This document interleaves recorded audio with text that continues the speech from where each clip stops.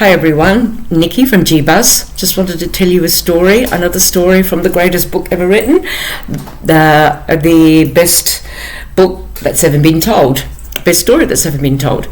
So Jesus and his disciples were at Lazarus' house and they were celebrating Lazarus being dead for 4 days and Jesus raised him. So they were celebrating this. So there was Lazarus, Mary and Martha, which are the two sisters. But meanwhile, in Capernaum, a bit far away, the rabbis were having a meeting deciding on Jesus' death. So there was a rabbi called Shmuel who wanted to give him a last chance to explain himself and just try to get to the bottom of what he's been seeing and witnessing. But there was also Rabbi Jamal and also Caiaphas, despicable people, and Rabbi Yusuf, who's wonderful, and Nicodemus, both wonderful, beautiful souls.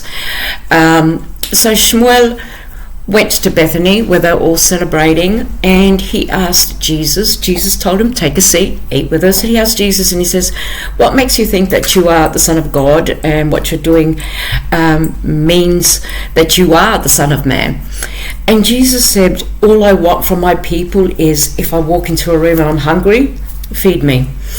If I'm in a place where I'm thirsty, give me something to drink.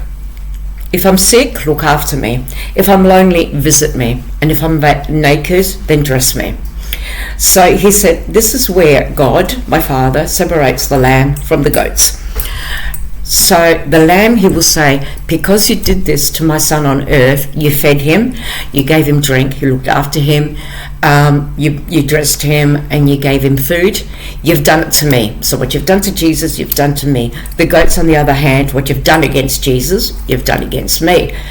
So Shmuel was feeling quite relaxed and also being brought into this conversation, and he was starting to feel at ease and starting to understand him just by talking face to face, an honest talk. When of course Mary shows up, and she's got a jar, an alabaster jar full of about 600 denarii of a perfume, an ointment, and it's a year of wages. So she walks in, and Shmuel is hanging on every word of Jesus's sayings. But when she walks in, Mary, God bless her, but I think she did the wrong thing. It's not up to me to say what is the wrong thing, because this was going well. But then again, the story is told that Jesus needs to be arrested and misunderstood and crucified and resurrected. So Mary comes in with this alabaster jar and pours all this ointment onto Jesus' feet to worship him. While this was happening, her veil came off, and Shmuel thought that it was degrading, that it was disgusting. The smell was overwhelming, and that smell would have costed so much money. Why didn't they use it for the poor? While the veil fell off, Mary started to wipe Jesus' feet with her hair. And Shmuel said, this is disgusting. I cannot be a part of this.